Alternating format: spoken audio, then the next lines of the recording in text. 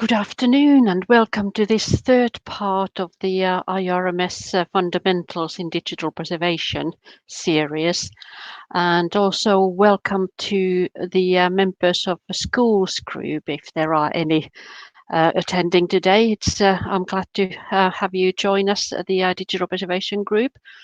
And before I start this talk today, which will be about how to get your head round to starting a small scale digital preservation program in your organization, just to flag up another IRMS initiative, which is we have been talking to a specialist digital preservation organization, which most of you will know by name, which is Preservica. And we are planning with Preservica and ARA together to put together a slightly further developed training course. And we've been putting our heads together to decide what content we want to provide to you as members.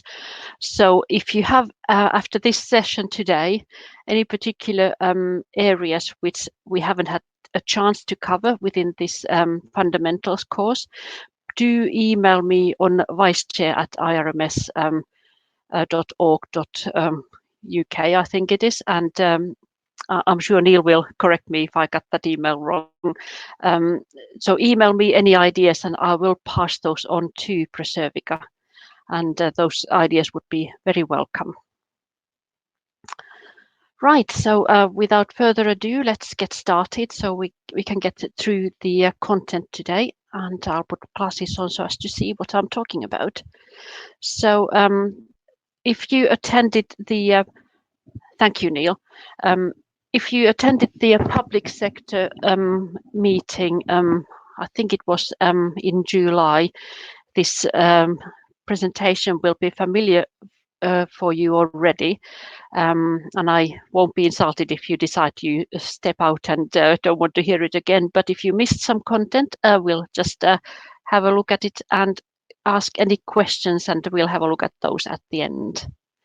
So getting started, first of all, when you start talking about digital preservation to your colleagues, what kind of concepts and ideas will help you communicate that to them?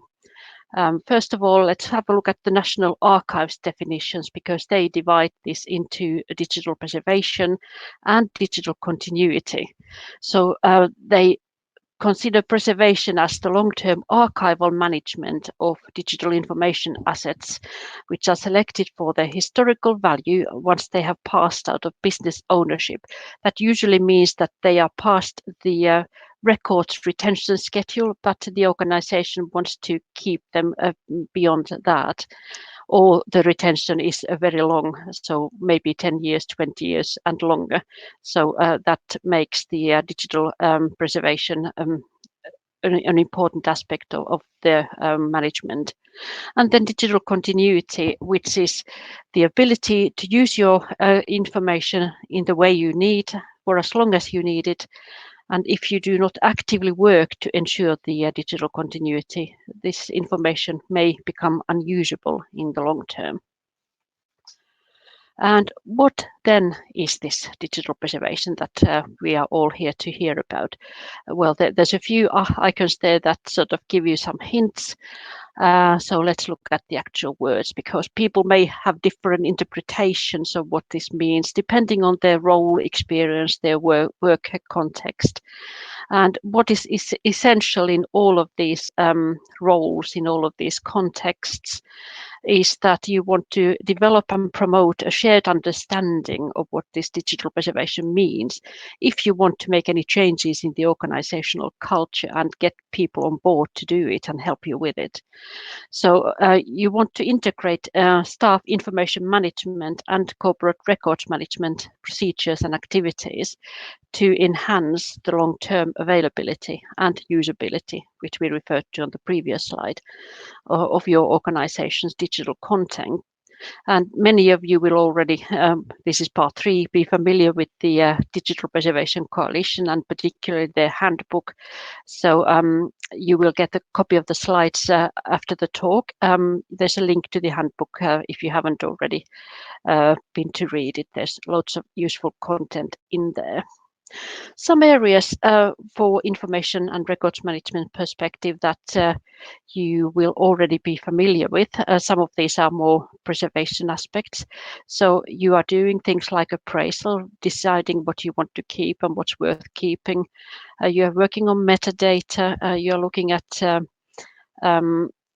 obsolescence maybe, but digital preservation will look at things like persistent identifiers, and that's something that will help you, for example, in a database, find that one information, there's nothing else that has that identifier. So integrity is a records management area. So what shows that your records and content have not been altered, that they are still complete. We look at what checksums and fixity checks mean during this talk today. Quite an important area these days is sustainability, and particularly environmental sustainability. We are in the middle of an energy crisis now, so what helps you maintain your digital content, and interoperability means moving it from one system to another, whether it's through the aging of your system or formats, for example.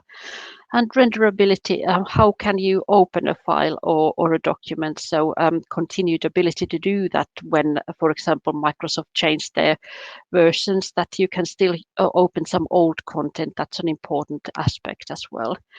Obsolescence of any kind of aspect, whether it's physical media, whether it's data formats, whether it's your hardware, your software, all of those can become out of date. Significant properties, what is it that you're trying to preserve? Is it the exact look and feel, or is it just the information content of your records? And how do you provide access to that content as well? We'll look at that towards the end of the talk. And preservation metadata, what changes have been made to your content over time, whilst it is still can still be considered an authentic file. So that's something that you need to think about. But it's not only a technical thing, it's very much about people, and we all work with our colleagues, with people, record creators, the external people using the information that you have in your archives or in your organization. So that then means that you are also, as part of your preservation program, looking at your existing policies and strategies, maybe writing some new ones. You need to have the people skills to do your collaboration activities and advocacy, selling the preservation, the need to do preservation activities. You may consider buying some software or services. So that's another thing you need to work with finance and the budget holders. There are various audit and certification programs that help you assess on what level you do your preservation activities on. As records managers, we are very familiar with legal compliance and risk and change management already. If you need to get people trained to do anything new, there's of course the staff training and development aspect. So that covers first and foremost, obviously ourselves, but then the staff that we want to do things in a different way. Standards and best practice. So again, you will be familiar with records management standards, but there will be other more preservation related best practice that you can add on top of that. And then, of course, the business case, and we will look into that later as well. So you need to be able to justify why the organization should be doing these additional activities. So let's look at next at the risks and challenges relating to digital preservation. So first of all, if you start thinking about what you need to preserve, well, this is the challenge of this generation, because most things now are digital. There are people who never work on hard copy unless they print something out. So what is in scope at your organization? So it's possibly all digital data, whether it's created in a digital form or born digital, or whether it's something that has been digitized and then stored with the born digital information. So that includes all data formats, all methods of data capture technologies, and all storage media, whether it's small Excel or Word files, or whether it's large image files or video or audio files. So there's an awful lot in scope possibly for this. And these lovely photos are some things that I found. My day job is at the British Geological Survey. So when I organized our first Digital Preservation Day, I went rummaging in our IT colleagues' cupboards, and these are some things I found there which they said we can no longer use or we can no longer access. So an interesting starting point for you would be possibly to have a look in your organization if there's anything. So I organized on that day a pop-up museum of digital preservation, showing people all these various old gadgets and storage media. And my younger colleagues had never seen some of these, so it was quite a good show and tell event for them. Now, if you are then looking at the problem, why is digital preservation tricky? Why is it difficult? What do we need to achieve when we do this? Of course, we need to maintain access to that digital content. That is the key to everything. And we've already covered a lot of these issues in the previous couple of slides, the obsolescence side.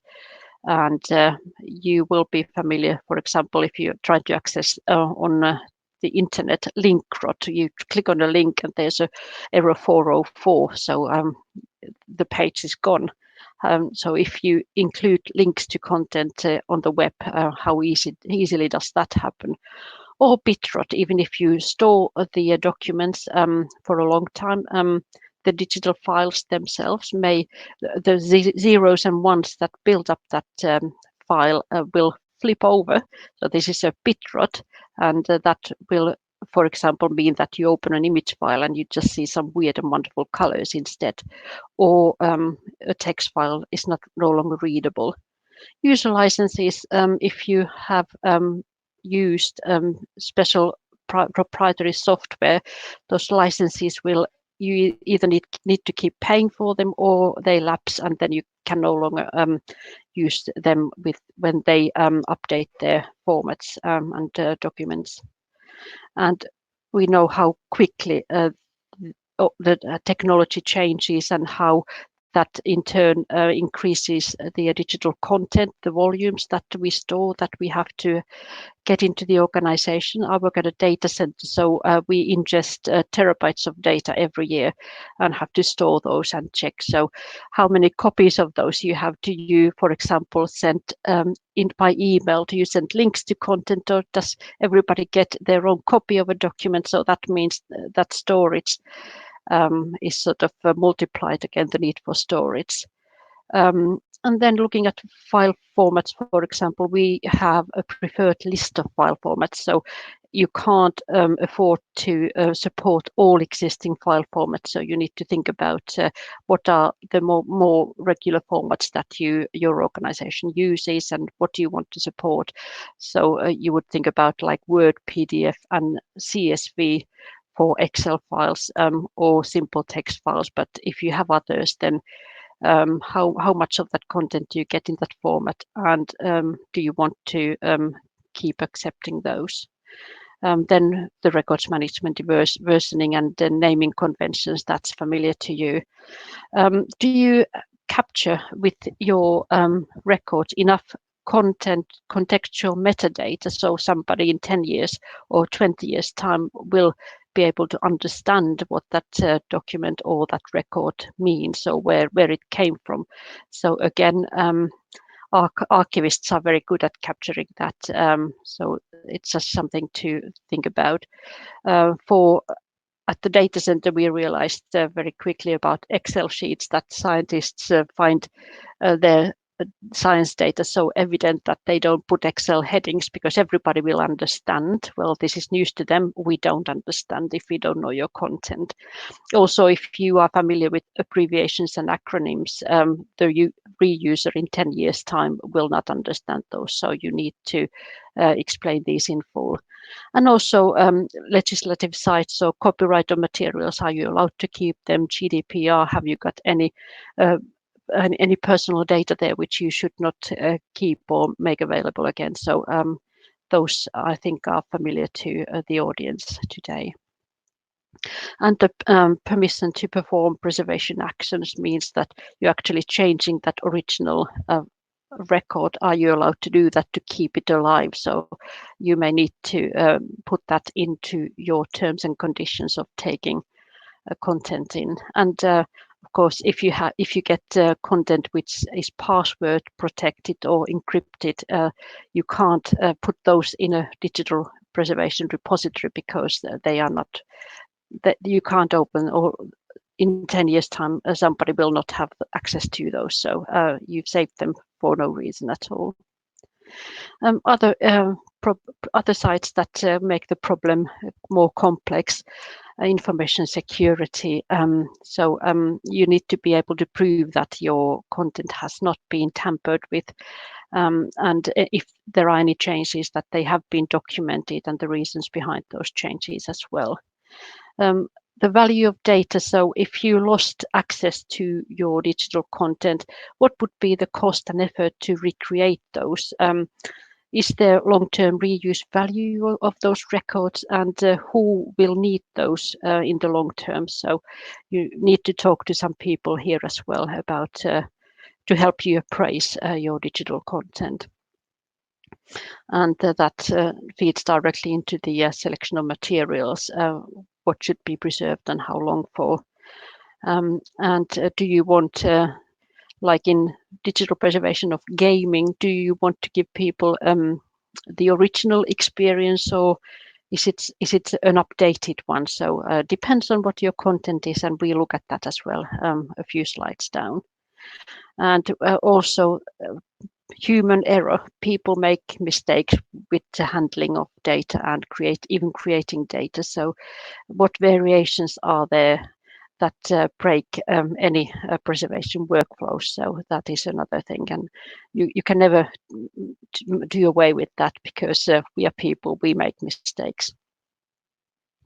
So one thing that is a very good starting point is know exactly what you have, and your organizational context as well. So what is involved, what are the drivers and the requirements for preserving, and what, if you set up a preservation program, what is it that you are trying to achieve? Who are your stakeholders? Who are your records users, your designated community? So you need to know pretty well this organizational context before you even start looking at any technologies. And just to give you some flavor of how you can do it, so I've had a look at when I started this work in 2016 now.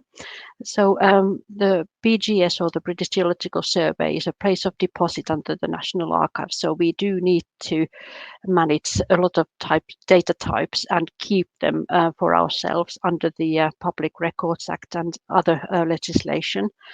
And we also need to make these records available under the Open Government License, or if people request access under the EIR, we have to make it available as well.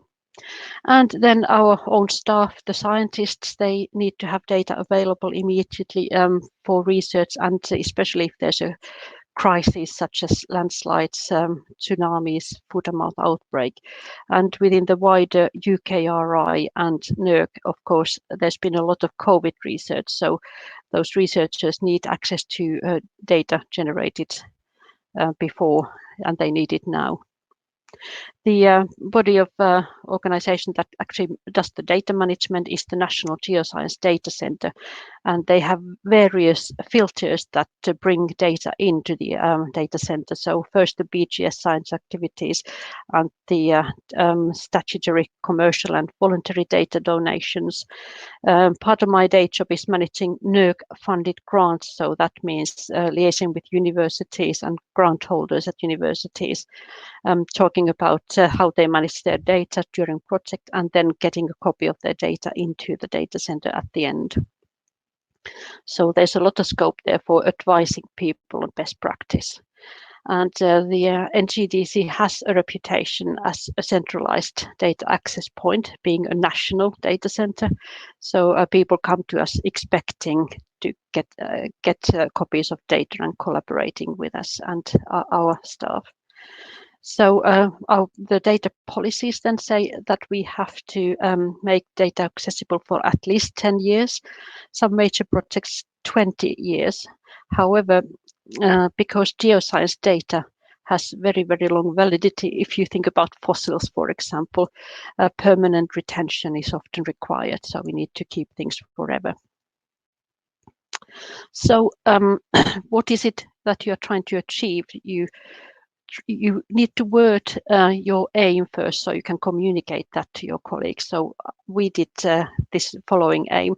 So we want to maintain the long-term reusability and accessibility of authentic, born digital and digitized geoscience data objects as long as required as evidence of the current UK PLC scientific and research record. So if you think about your context now and your content, you can word something that corresponds to this because all our contexts are different. And also your users and your colleagues and the community that you work with. So make a list of those and have a little brainstorming session. So I shan't go through all these, but you can have a look at it, look at the list and think there's quite a different variety of sectors there. You may have a smaller number of sectors or a larger number of sectors, but it's good to know who they are and what is it that they want and need from you as a digital repository. And then also, what is it that you have? Make a list, and you may already have lists of your content, so that will help you consider the scale of program that you want to set up. So I'm just looking at my numbers, and I think these are out of date because we do get data in all the time.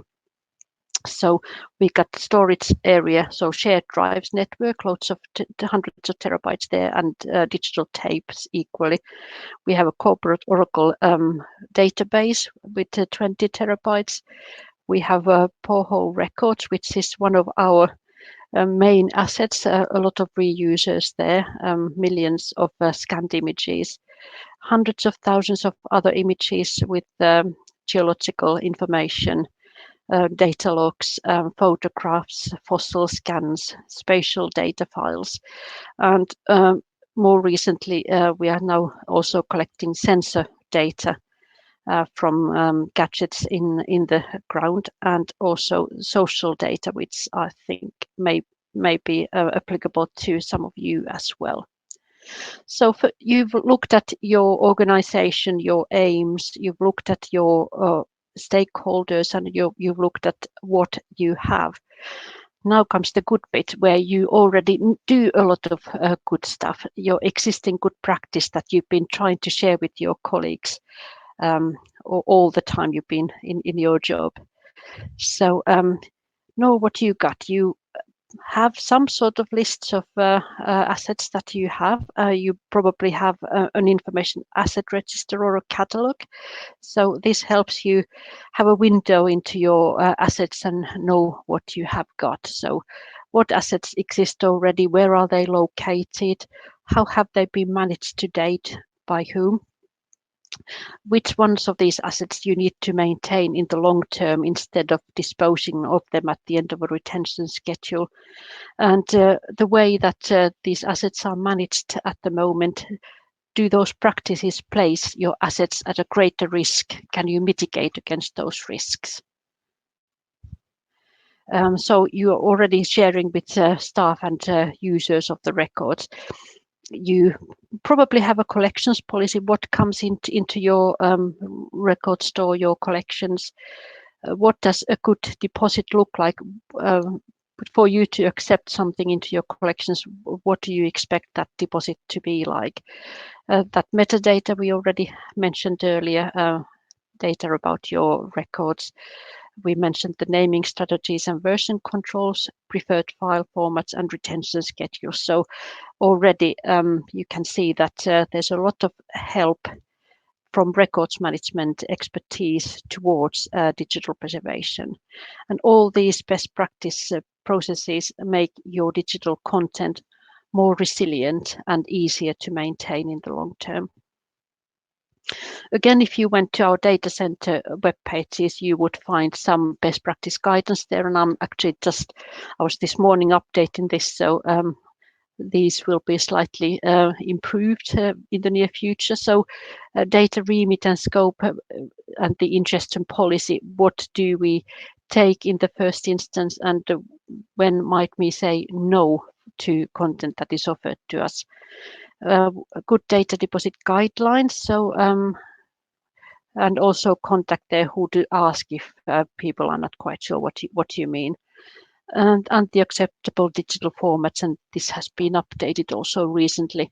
I'll talk about later where to find advice to that for your organization. Just very, very quickly, what we are doing is having 3 copies. 3 copies is a very safe number to have.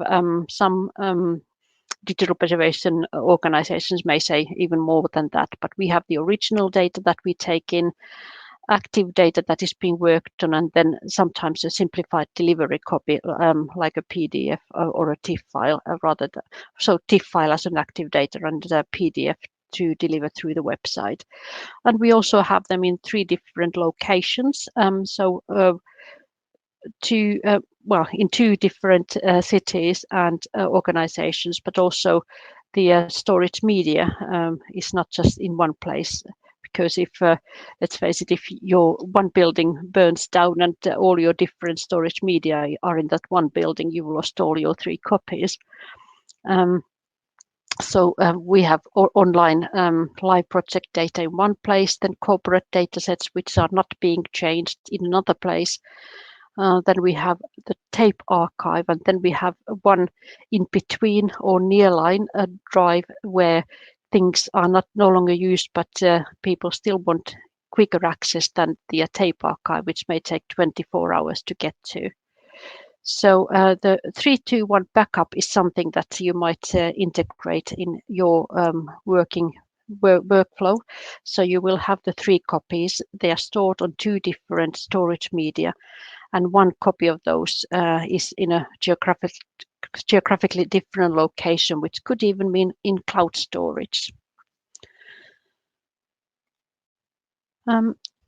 Next, we are going to have a look at developing a digital preservation policy, because that gives you, again, a tool to link to other parts of the organization and to talk to the users about what it is that you want to achieve and what information there is to help you get started.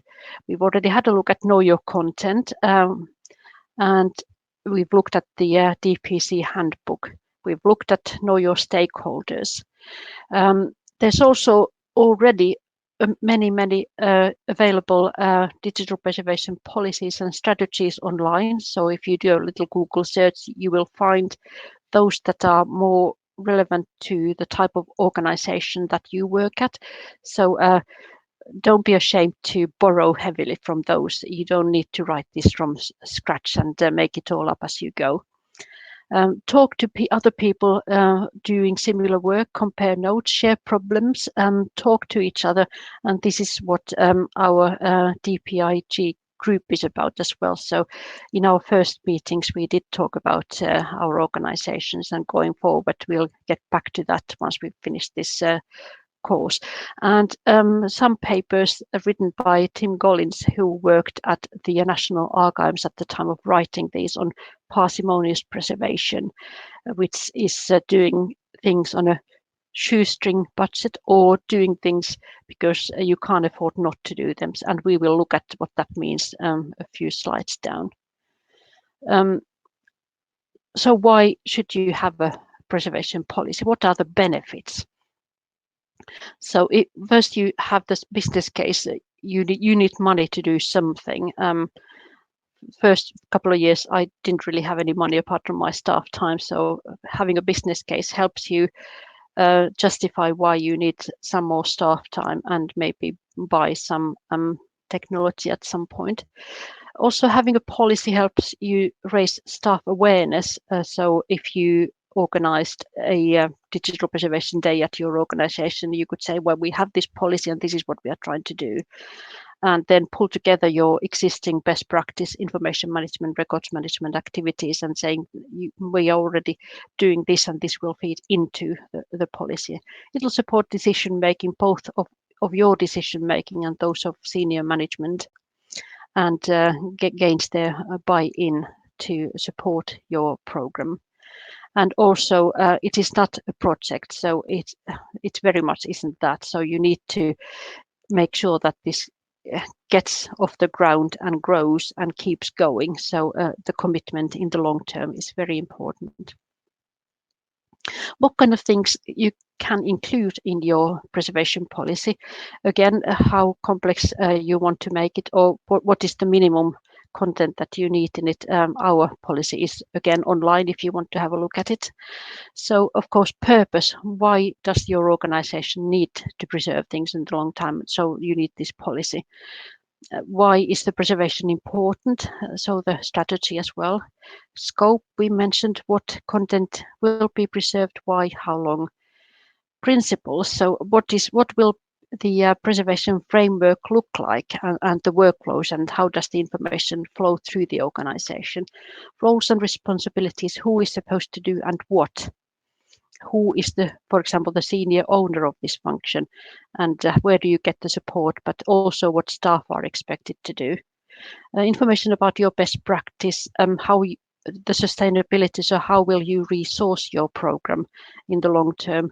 Any existing policies and documents that will help you to do this, and any terms that may be new to the organization. Make sure you have a mini glossary there to explain what they mean. For example, if you think about the word archive, what does that mean to archivist, records manager, or IT? So you can see there may be many words you need to sort of define for the audience. And in our policy, that will be the bullet point list that I have included, and you can go back to that when we send you the copy of the slides. I've mentioned the business case. So how do you get your pennies together to do the work? So first of all, identify the risks. If you do not do this work, what cost and what risk is there for the organization? What will you lose or may lose, and what can you not do in the future if this is not done? But also the positive side, the benefits and the opportunities, what you can do with the long-term preserved content that you wouldn't be able to do if you didn't have those accessible and reusable. Set your objectives, make a little step-by-step timeline what you want to be doing, which also ties into your framework, what happens and where in the organization.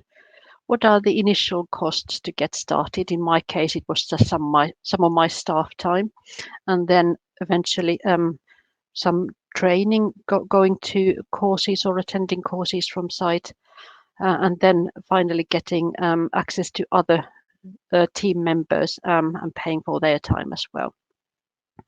Then important, going further down the line, how do you know you have achieved what you started out to as your objectives? How do you know you got there?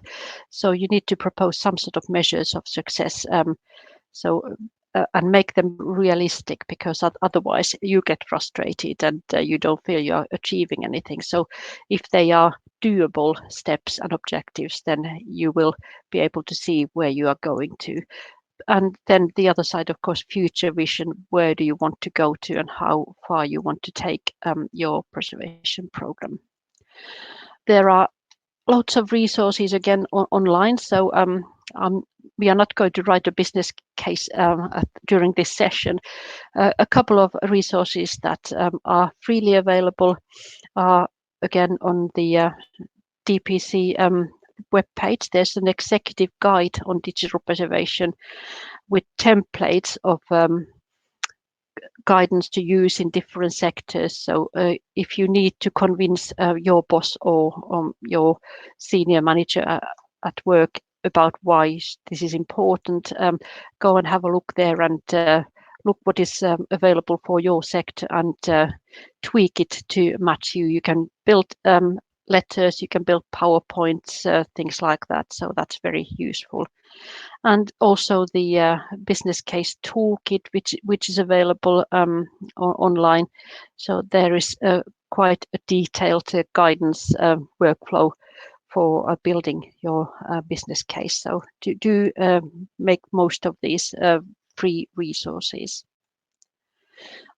I mentioned Tim Collins' Parsimonious Preservation, and I've pulled out a few key principles from his 2 papers, which I hope will help you with developing your program. So first point he raises is having a special focus on the threats and challenges, and ensuring that the digital content remains available for future generations. So that sort of looks at not setting up sort of 5 years, 10 years, 100 years, but trying to make your data available for the generation in 10 years time, or the future generation of technology. So rescuing that and making sure it flows and is reusable for that. And if you have limited resources available, so keeping material available in a limited context should be a priority. So don't try to keep it all if you have limited resources. Decide what is more important and stick to that to get started. And the parsimonious or minimal intervention also means that only change what you have to keep it going. So don't fix it if it's not broken. And that also makes sure that the content has maximum integrity and authenticity, because you haven't had to change it. And this is, I think, more important than anything, his next point. It's about the most pressing and immediate threat to your digital data is if you don't capture it, or if you don't capture it completely, because we can only work with what we have. We can only preserve what we have already. Everything else is theoretical. And even the storage is a secondary. However, one thing to keep in mind is if you have removable storage media, and USB sticks, I wouldn't even call storage media. They are just transferring data from one place to another. But anything on external hard drives, CDs, DVDs, that is just removable storage media. So best thing to do as soon as possible is to get the data off those media and onto shared drives or tape archives or somewhere which is more permanent. Because if the media fails, even expensive digital forensics is not guaranteed to get that data off those media. And on a positive side, and this again depends on the size of your organization and the skills of your IT colleagues. In many organizations where the IT are managing the storage facilities, they're already doing a pretty good job to mitigate against online storage disasters, BitRot, cybersecurity, assuming that all the other staff have also done their cybersecurity training. So there's a lot of work already being done, so you don't again need to reinvent that part of the workflow. Finally, we'll look at some freely available preservation tools and techniques. I did mention that we are talking to Preservica. Even they have some free tools now, which they will in due course talk to you about. But there's already a lot of other things that you may want to implement in your organization. So one of them is a risk assessment model called SPOT, or Simple Property-Oriented Threat. And that is intended to be a practical tool for a digital repository staff. And it defines some essential properties of both successful digital preservation and major risks that the content faces. So they include such things as availability and renderability and authenticity. And I've included a link there to the paper that discusses this in greater detail. It's a very useful model, and I'm showing in the next couple of slides how we have implemented that. Instead of talking the paper through, you can go and revisit that yourself. So hope you can read that. It's I'm having to look at it. So the risk types from the SPOT model. So on this example, there's a risk to do with understandability. There's another persistence and renderability. And then I've described what does that risk actually, what does it entail? So interpretation of file formats, that may be a risk, and consequences that the access to the data is lost. And then you can start brainstorming about mitigating or managing that risk. So what you're going to do to minimize that from happening. So using, for example, in this case, I've suggested using open file formats, open office formats, or normalizing your file formats, which means if you get 3 different versions of images, then and you only want to save one format, then you transform your other 2 formats into that third one and just save content in that one format. That's called normalizing. And SPOT model also, you can link to this risk management. So what is the impact and likelihood of these things happening to your digital content? And that's a nice traffic light grid there, which you sort of have a look at. Likelihood, well, it's actually quite low that this thing happens, but if it does happen, then it's got a big impact. So that would show certain orange, and if you put numbers against each box, then you can calculate a rank for these as well. And that's one way of using the SPOT model. And then putting content into your SPOT model. This is with one of our collections. So we created the risk matrix, which using that traffic light matrix enabled us to prioritize what is the biggest risk. And I think there were 20 risks for this particular collection. So we decided to look at the top 5 in the first instance and worry about the others later.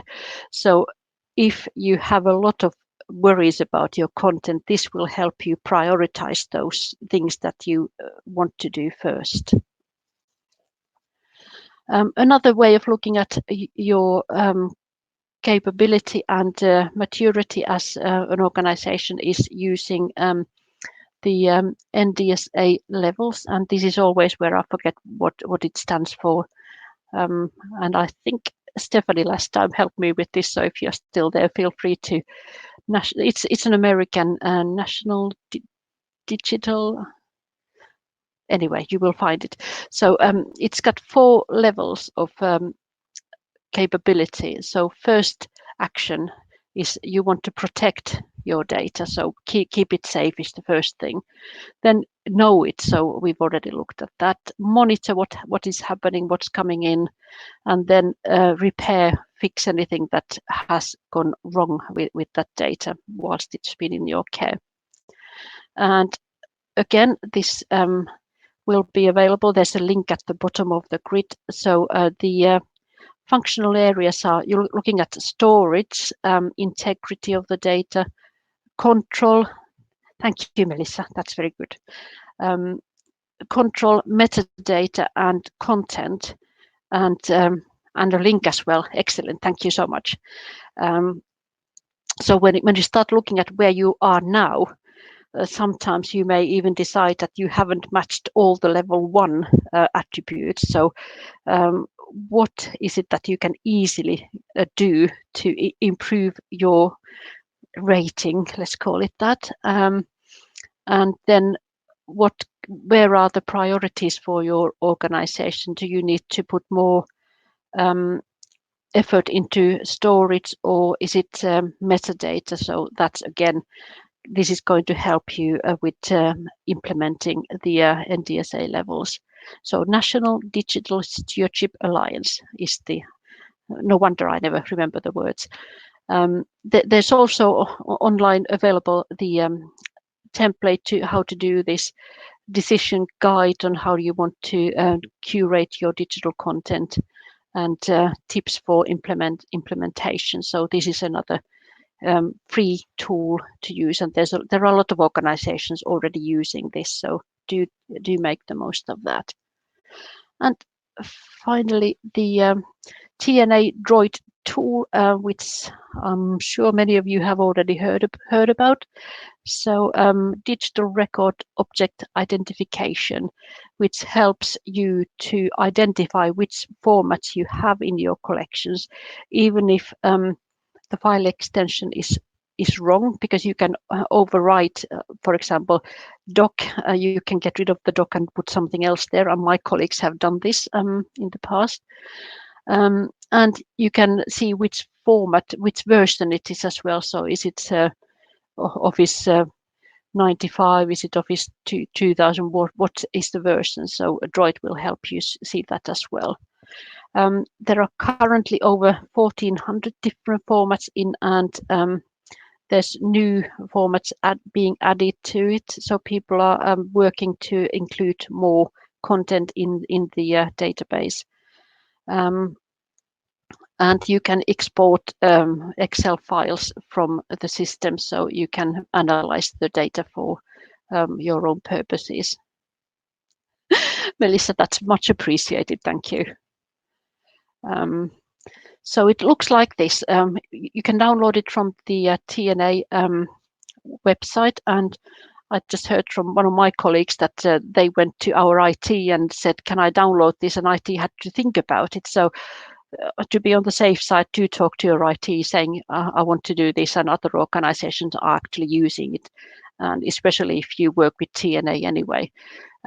So if you run the DROID tool over your data folders, you will get something that looks like this, giving you loads of different and also in the handbook there's more content. So Stephanie, thank you for that.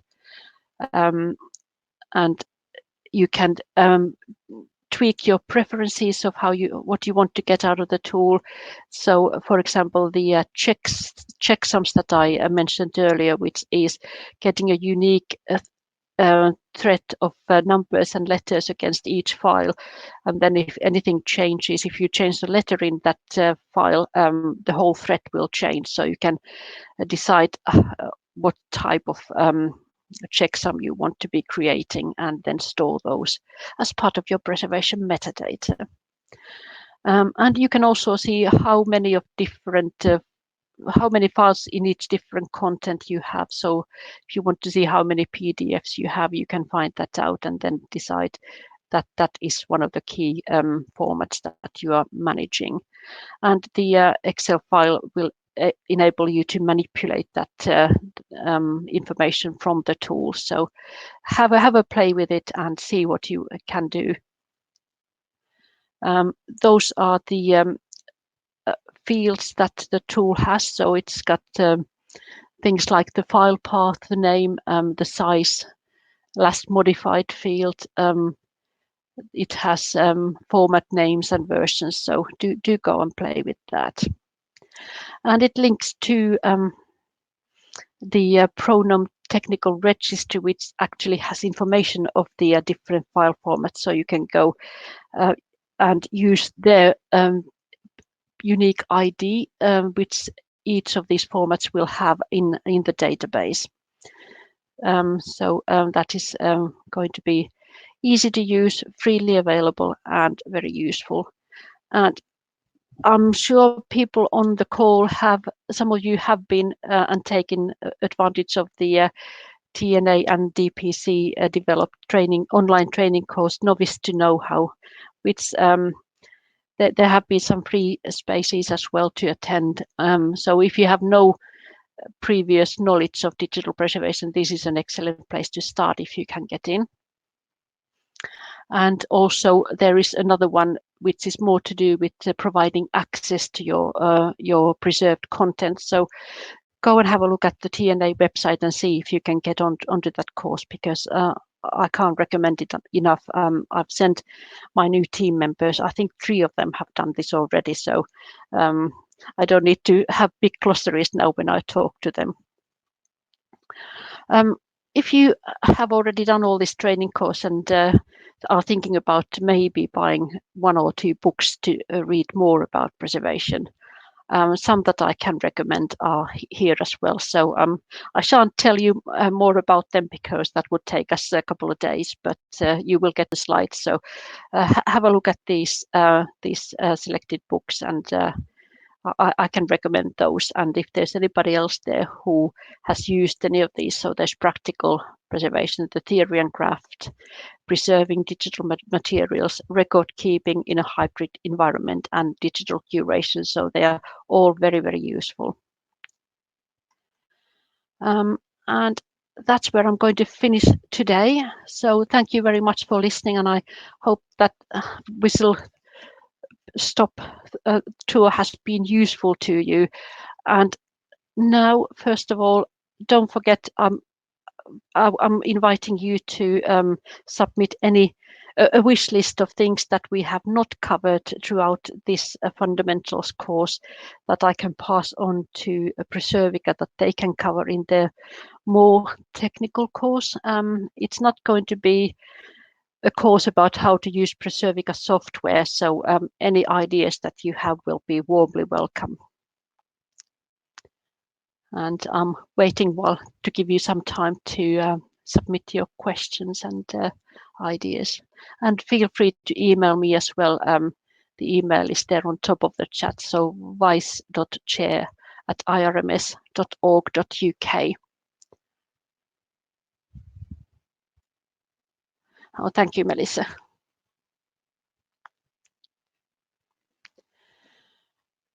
Well, I sometimes think records management skills, I am not entitled records manager in my day job either. So I'm using the records management skills in research data management and digital preservation. So they are very, very useful skills in other areas as well. So it's not just in proper records management or data protection or those traditional fields. They're useful skills in many other areas as well.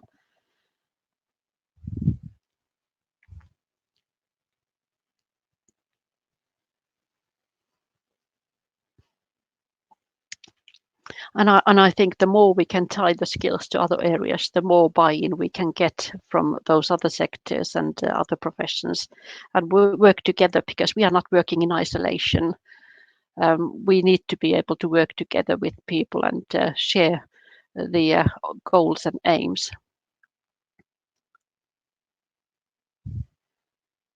Well, Melissa, there's loads on the IRMS website, so if you need any ideas from there, take away and run away with them.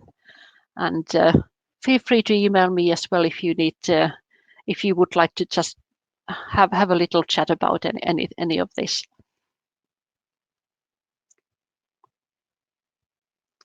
Thank you, Cecilia, as well.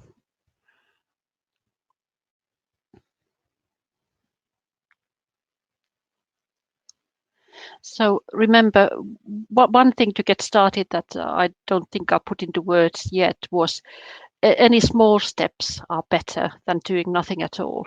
So nobody's expecting us all to buy a fancy software and a massive storage space, but introducing that best practice and awareness and little step goes a long way. Remember the parsimonious preservation. Do small steps to start your digital preservation journey. And over the year, 2 years, you will look back and see we've done quite a lot without having to put a massive big budget against this. So that's a good start. And once you've done that bit, then it's easier for you to maybe build your business case, maybe justify the need for more resources to the senior management and the budget holders.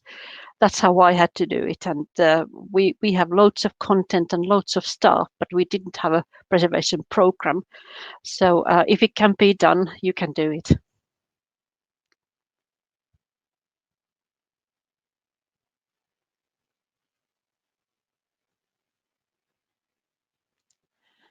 And just I asked Neil to remind me, but I remembered myself. We are still looking for somebody to take over chairing this group.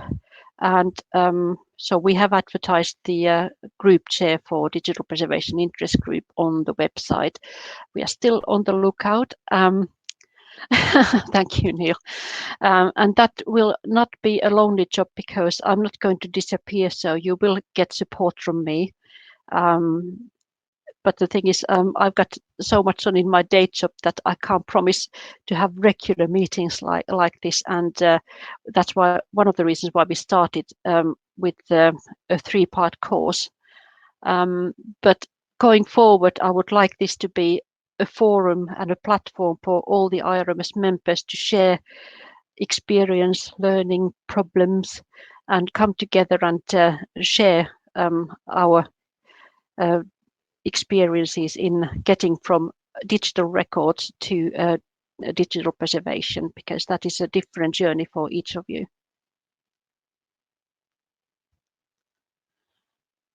I can't see any suggestions to hand over to Preservica, so feel free to email me if nothing cropped up now in your head. So email me and I will forward them on. I think we've got a next meeting with Preservica in 2 weeks' time. So if you email me before then, I will make sure that they will end up on their bullet point list. And thank you so much for everybody for attending the session today and for staying till the bitter end. I hope you have some ideas you can run away with in your job and introduce some preservation activities in your organization. Thank you, Kirsten. So I will keep you posted on the next steps for this group. I do hope that we'll get somebody come forward and help us run it. And we'll have Neil can give you information as well about the group chair bit, whereas digital preservation's my thing, so I can talk with you about that if that helps. Yes, if anybody is interested, feel free to email me if you want to at groups. What am I? Groups officer, aren't I? groups.officer@irms.org.uk, and I can raise that with the groups director, and like Jaana said, she can talk to you about the DigiPres bit. And we will be putting these slides on to the groups area, digital preservation groups area on the website, so you can get a copy from there shortly. I think that's it for today. So bye to everybody, and I hope to see you soon, either online or in Birmingham in a couple of months. I'll be there in person. So if you are coming over, do come and look me up and have a chat. Thank you all. Thanks, Jaana. Thank you, Neil.